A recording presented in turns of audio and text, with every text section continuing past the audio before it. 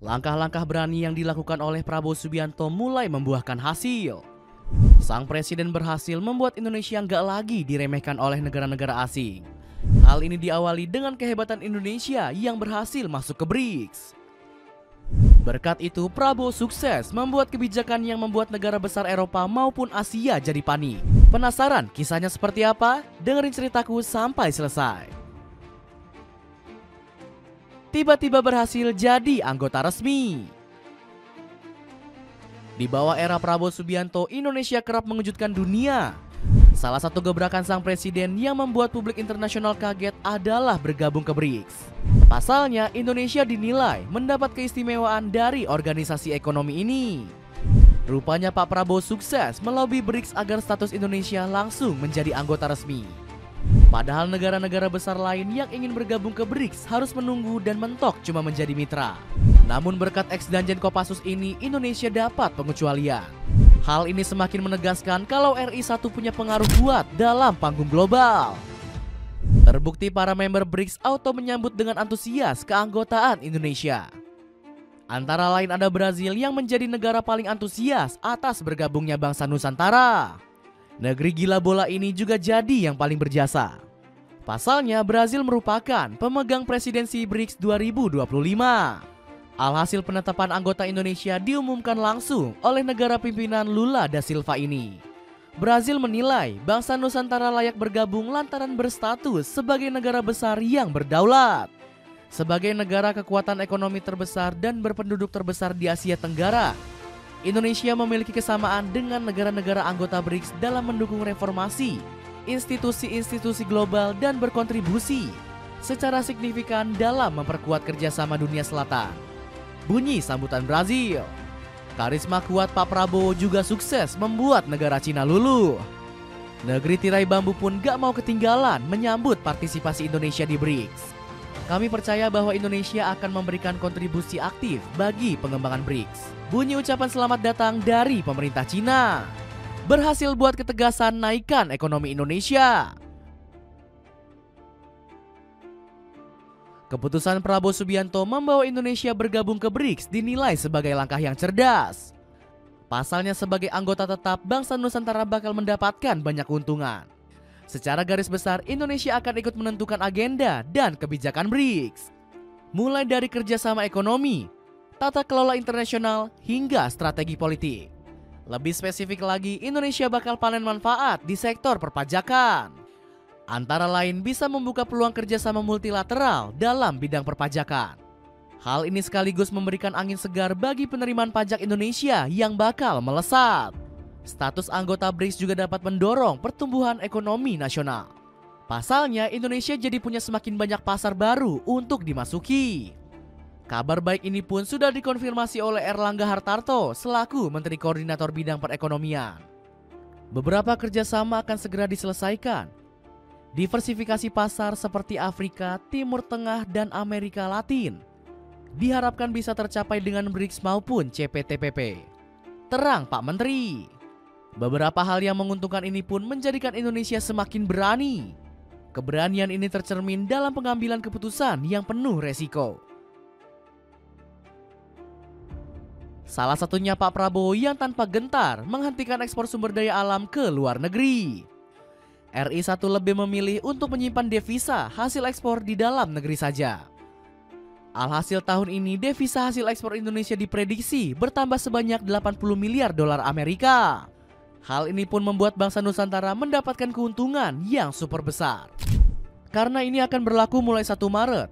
Kalau lengkap 12 bulan, hasilnya diperkirakan akan lebih dari 100 miliar dolar. Terang Pak Prabowo dengan suara optimis. Dapatkan alat tensi digital serbaguna dengan harga yang terjangkau. Cek keranjang kuning di bawah ini ya.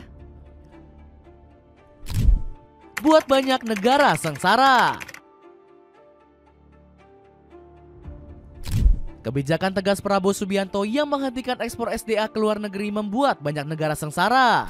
Sebut saja Malaysia yang gak bisa lagi mendapatkan gas alam dari Indonesia. Akibatnya Petronas bersaing dengan Petros, perusahaan migas asal Sarawak demi mendapat pasokan gas alam. Perusahaan asal Kuala Lumpur itu dituduh ingin memonopoli produksi LNG di Malaysia. Sarawak diketahui memiliki 60% cadangan gas alam. Alhasil, jika Petronas gagal mengamankan pasokan, mereka akan kesulitan mencari alternatif setelah Indonesia menghentikan ekspor gas alamnya. Selain itu, pemerintah memastikan akan membatasi pasokan energi ke Singapura.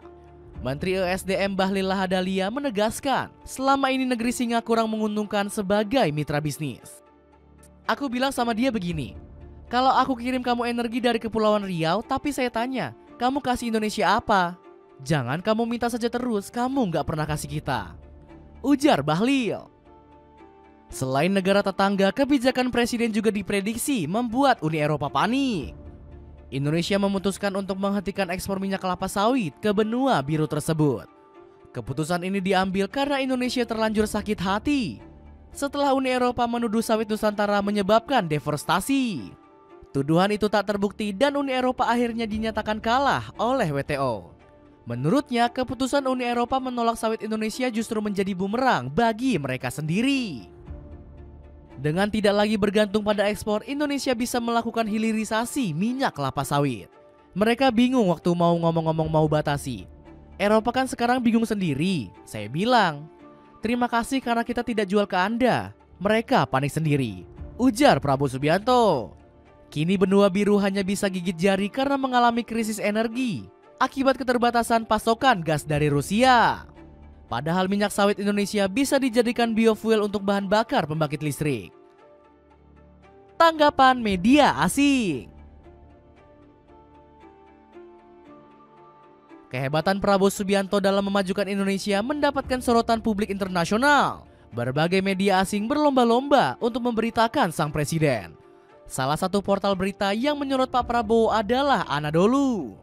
Media asal Turki ini mengapresiasi kerja keras RI1 yang berhasil mendapatkan keanggotaan BRICS. Anadolu menegaskan hasil ini adalah bukti keteguhan Indonesia selama bertahun-tahun. Media tersebut memuji bumi Nusantara yang senantiasa konsisten menjaga netralitas di panggung global. Keanggotaan BRICS adalah buah kerja keras selama puluhan tahun dari ketahanan dan konsistensi Indonesia dalam diplomasi, puji Anadolu. Selain itu, Anadolu juga menyanjung Pak Prabowo dalam hal kebijakan luar negeri Indonesia. Politikus 73 tahun tersebut diketahui ingin terus merangkul negara asing usai masuk ke dalam BRICS. Prabowo mengatakan bergabung dengan BRICS merupakan bagian dari niatnya agar negara ekonomi raksasa Asia Tenggara itu bersahabat dengan semua orang, tulis Anadolu. Kesuksesan Pak Prabowo membuat Indonesia lebih dihargai bangsa lain. Sebut saja anggota BRICS lainnya seperti Rusia yang kagum dengan perkembangan tanah air. Hal ini dibuktikan oleh publikasi surat kabar negeri beruang merah yakni The Moscow Times. Media tersebut menganggap Indonesia bisa memberi banyak manfaat untuk anggota BRICS. Contohnya saja seperti dukungan diplomatik dan kerjasama di berbagai sektor.